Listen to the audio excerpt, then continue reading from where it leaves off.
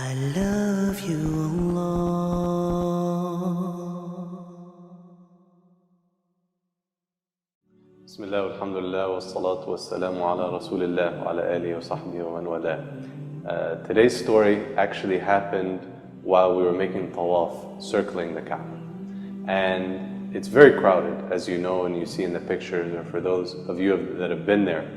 And I was walking actually with some of the members that were in our Umrah group, families and single young men. As we were walking, all of a sudden everyone around us slowed down to an extremely slow walk. And then I saw people parting around what seemed to be an obstacle. I thought someone had dropped something. But it turned out there was actually a man walking at the pace of a snail, right in the midst of this crowd. It wasn't too close to the Kaaba, but it was still amidst a crowded area, sort of between the Kaaba and that outer courtyard. I'll be honest with you, my mind jumped to the worst assumption in the beginning. I was like, what is this man doing and creating all of this commotion and hardship by walking so slowly? But then we passed him. One of the mothers that was with us told me, go back and look after that man, see what he needs.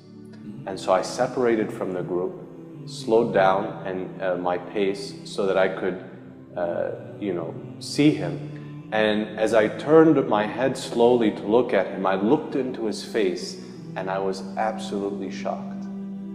He was blind. And there are people that are blind and their eyeballs are still intact, but his eyes were physically not there. And so the greatest degree of blindness, there is no way he could see anything whatsoever. And I was even more surprised, as you know, many people that are blind, they'll have a stick in front of them that they use to see where they're going and define their perimeter. But this man also looked older than time itself, and so he needed a cane to support himself. And I was shocked. This man was doing both functions with a single cane, which is very difficult, because it means as he leans on opposite sides of his body with every step. As I saw the man laboring like this, the first thing I felt was an extreme disappointment in myself for assuming the worst out of what is turned out to be, such a difficult situation. I jumped to the conclusion that this person was being careless.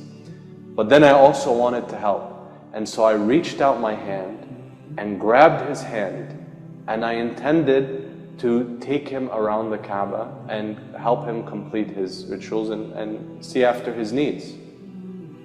But then, as I looked into his face, he smiled, he shook his head, and he took his hand out of mine. And he continued to lean on his cane and make the tawaf. The people in our group actually were very shocked. One of the young brothers said, how does he know when he gets to the black stone? He can't see it. But what I saw in that smile was a reliance on a guidance much greater than the guidance that I could give him, and a conviction that he would find his way without my help. Don't understand me incorrectly. It's perfectly reasonable and understandable that a person with such a physical handicap would get help. There's no harm and no shyness in this whatsoever. But this man shook me because of his conviction in Allah. He reminded me of a verse, وَالَّذِينَ جَاهَدُوا فِينَا لَنَهْدِيَنَّهُمْ سُبُلَنَا. Those that struggle for our sake, meaning God's sake, we shall surely guide them to our paths.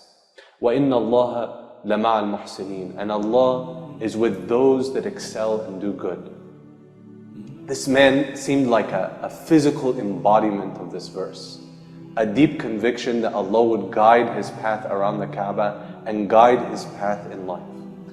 And here I have to remind myself and remind many of us that have been privileged and blessed with a lot of blessings from Allah, be those blessings in family, or health, or education, or material means, or friends, and the list, we could never enumerate Allah's blessings on us. We know that Allah tests with constriction and He tests with ease. And sometimes the test of plenty can be more difficult than the test of poverty. But what I see as I travel campuses and meet young people, I see that a lot of us have a lack of conviction in Allah and have this desire we start obsessing about every minor detail and every small piece of life, and if the smallest thing goes wrong, we can make a mountain out of a molehill. Every time you get something in school that you weren't expecting, or a friend says something that just totally catches you off guard, or you have a problem with our family. Life is full of problems. Every time life throws you a curveball, try to think of this blind man. Try to think of that conviction and that trust and that confidence in a power that is greater than your power, and a plan that is higher and better than your plan, and a certainty that can only be gotten by trusting in Allah subhanahu wa ta'ala and trusting in a power that is greater than you. I hope, inshallah, that this man serves as a reminder for us to this. May Allah subhanahu wa ta'ala make us from those that place their full reliance on Him and their trust in Him. And may Allah subhanahu wa ta'ala grant us all guidance to His paths and the best of this life and the hereafter. Allahumma ameen. Wassalamu alaikum wa rahmatullahi wa barakatuh.